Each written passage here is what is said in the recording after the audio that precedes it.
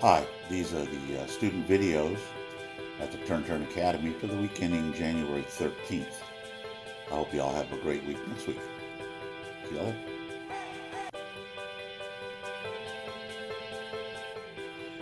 Okay, before we take a look at Al's swing here, I did draw in the power line, a little bit of an abbreviated line. Normally it's tilted more towards the chin.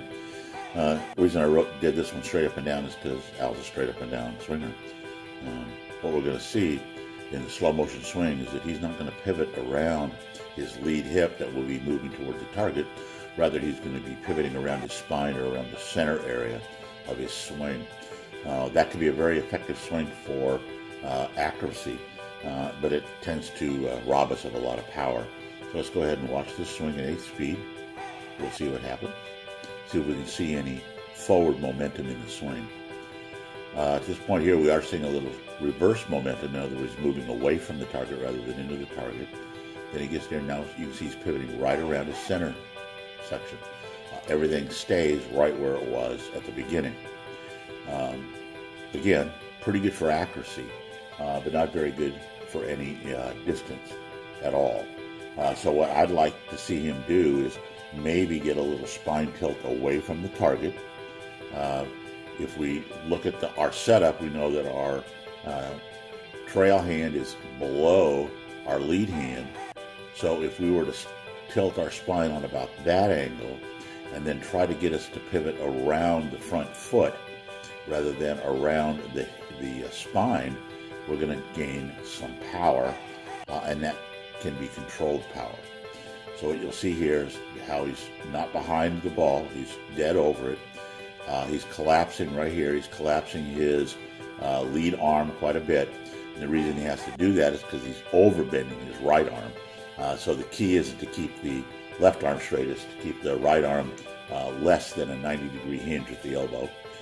We can also see that he wasn't able to get his trail shoulder or right shoulder as far behind him as he's getting his forward shoulder in front of him. That's because he's folding up the arms instead of pulling the shoulders back. What we'd like to be able to do as golfers is to open up our chest on the backswing, kind of feel like we're pinching our shoulders together on the backswing rather than open them up. So now at this point here, what we'd like to see him do would get a little transfer of momentum in that direction there, but you can see very little. It's just staying right there on the spot. And he pivots around the center line. And what you'll see is both feet are pivoting on their toes. That's what's keeping him on the center line and making it difficult for him to generate as much power as he would like. This golfer has some issues with his elbows. He's not able to get quite the extension in his arms that he had when he was younger. It happens to all of us as we get older. I think we lose some of that flexibility and length. But what we're going to notice here is we seem to be having a run on momentum issues for the last little bit. Golfer before this one and this golfer are both having momentum issues or getting the power to the front side. We're going to go ahead and play his swing in slow motion. You can see that on his takeaway, he's going to move considerably away from the target. He has a nice wide swing, good away from, and I don't mind moving away from the target as long as we move back towards the target on the forward swing, and you can see that isn't what happens at all. So he moves away from the target and then gets stuck back there. What happens is, if we can see right here that his right foot is up on his toe, or his lead foot, I should say, is up on his toe, and then it never really gets planted strongly, and the knees never drive into the shot. We want to use our legs, which is our connection to the ground, to power our turn. And if we can do that, we're going to have a more successful golf round, and it's going to be easier on our bodies. What he's in a position right now is a very jammed up feeling. Notice how close his arms are to his body. That's because he's been getting absolutely no rotation through the swing. So we got to rotate, rotate, rotate. We're going to catch this swing. He's already started back at the start of this swing, but what we're really looking forward to is the super slow motion forward movement. He struggles with his irons. Does a good job with the woods, especially the ones on the tee, but he struggles finding the bottom of the arc, whether it be forward or after, up and down. Being able to place the bottom of the swing arc exactly where you want it is a critical factor to playing irons. The four functions of the golf swing that we have to manage is obviously where the face of the club is pointing at impact, what the path of the club is through the ball, into out, out to in, what is the pace of the club moving through the ball, and again, where's the bottom of the swing arc. And this is where he's struggling. So what we're going to do is we're going to go ahead and play this in slow motion, and you'll see that it's going to end up in super slow through impact. And let's see if we can figure out what goes on. Relatively slow here. You see what we're not doing is getting behind the ball at all. He's staying stacked over the ball. And then he comes forward, not bad. Now here we're going to get to see super slow. See, there's absolutely nothing going on driving the lower body towards the target. He's kind of stuck in motion there. He's already opened his shoulders. His chest is facing the ball. His back's not to the target anymore. When the club is about here, I'd like to see his back still at the target. So he's got some whip room or room to rotate. Now he's going to come in here. It looks pretty good. He's getting a good rotation. Catches the ball, then catches the ground. Pretty good. But you can, and now he's rotating a little bit, giving a little more turf. You can see the ball's launching very nicely. But it's frustrating him because he's not getting the power that he'd like to see. And again, I believe that's because we're not using the big engine, which are the big muscles in our body, to propel the club. We know that the definition of force is mass times acceleration, or you can reverse that and say acceleration times the mass. He's not putting any mass into this golf swing. Also, his left arm is flying away from him, and his elbow is really up high rather than down, so he's not able to get the release of the golf club. Notice at this point now the golf club still hasn't released. By now the golf club should be about over his head rather than straight up in the air. So he's losing that ability to let the golf club fling or fly freely to generate the power he wants to generate. Very athletic, pretty good finish. That's why we do it slow motion, so we can see the important thing. Now he never really releases that golf club, does he? So that's what we're going to work on. Work on getting into that better position by rotating our body to the target from the ground up. Here we see Denny in a setup that is probably going to promote either a pull or a slice. You cannot see his lead arm over the top of the trail arm, which means his shoulders are aimed quite a bit to the right. His target is what he indicated to me was the barrel line. So we put a little red circle there kind of showing where the target is, where he's trying to get to. So again, we're going to do the old famous slow-mo. But while we're doing that, I'm going to stop when the lead shoulder comes into view. So we're going to go 8 speed. We'll start it back nice and easy.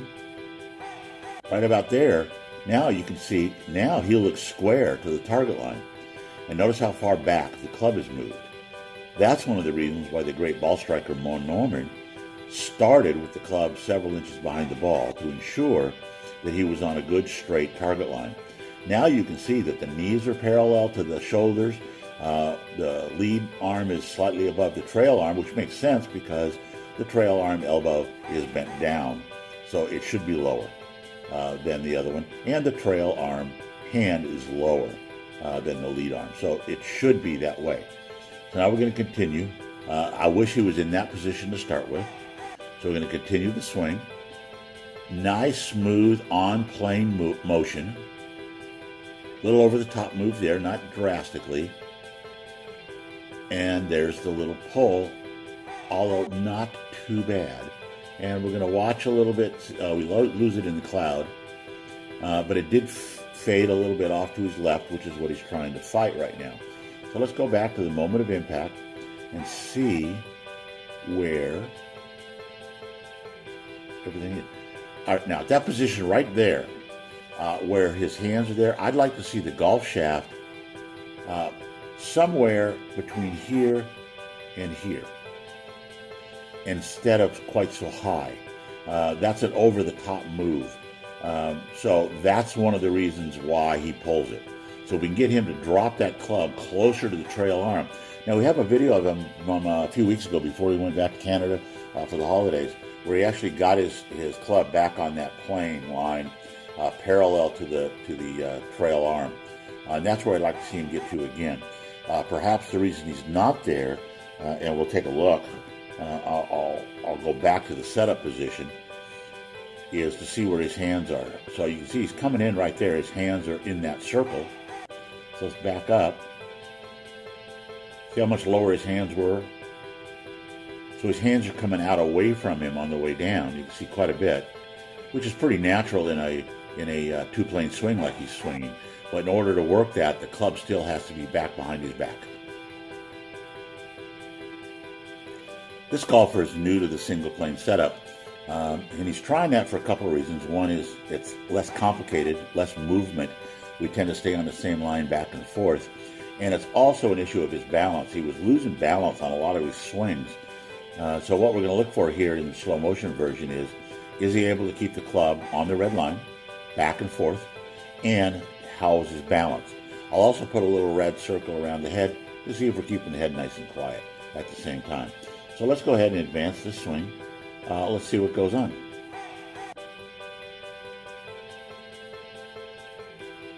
Look at that, staying on the line now. Up now, right there, he's just a little bit inside. And I think the reason he's inside is because he's letting the hands rotate.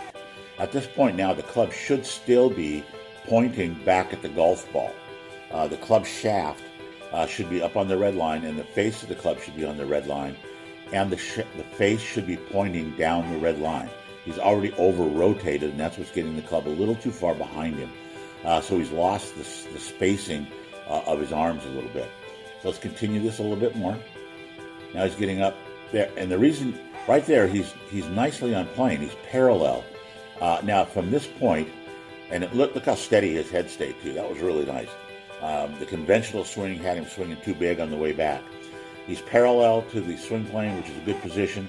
His downswing now should be moving this elbow down to the hip.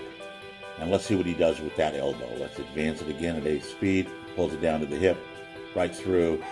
Pretty good contact. Nice straight ball flight. That's nice. And look how balanced he is there at the finish. Very, very good job. With Dee here, we've got to get the swing to be a little bit more vertical. She has a tendency to take the club way too far behind her on the way back, even to the point where it's behind her before it's even at waist high. So let's go ahead and advance the swing in slow motion, and I'll stop it when she gets it too far back.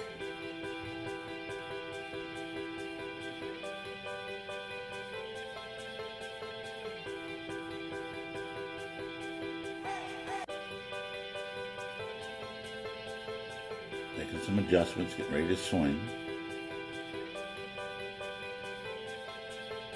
And here we go. And I'm going to stop it real soon here. See that? That club is well behind her now. It should be, her hand should still be down in front of her, should be lower, and the club head should be at about this little circle right here, so that the hands in the club head the club head actually blocks our view of the hands from the angle I'm sitting at. Her target is this little circle out here. So you can see that the club's well behind that. We're going to continue back now. Now she's lifting straight up. Where else is she going to go? She can't rotate anymore because the club's already way behind her. Now she's going to lift up completely up and out of the shot. And the problem that's going to create now is she's got to go back and find the ground. Now she ended up getting her hands in a pretty good spot, but you can see that her shoulders now are no longer parallel to the swing plane that she set up with. See how the shoulders there are straight across instead of parallel? What we'd like to see is the shoulders be on a line parallel with that red line, kind of like that. Let's clear everything out of the way, and let's see how well she does if she comes back to the golf ball for impact. We'll play it at 8 speed. The head's coming back to where it was at the start. Now we're going to move in nice and slow so we can see impact. So come into the shot. Well, you can see right there how high the club head is off the ground because she's pulled up and away from the shot. So we're going to work on making sure she can get a little lower through impact. She can't do that from the position she creates on her backswing. We're also going to work a little bit on her posture. Maybe the posture will help her get into a little better position during the backswing. So let's go back to the beginning, take a look at the posture. And what I'm seeing here is that the knees are too far out over the toes. If I just draw a straight line down here, you can see how far out the knees are. The knees should be just about the middle of the shoelaces. That would get her butt up and get her able to bend forward at a little better angle. We'd like to see the forward tilt to be a little closer to about, let's say 45 degrees maybe. So we draw a straight line down, and then we'll draw a line at 45 degrees. That's where we'd like to see the shoulders get to. That would automatically drop the hands down, get her into a better posture position, and get her able to rotate with the club going up rather than around.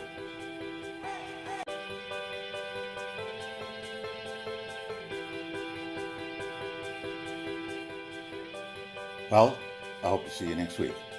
Have a great week.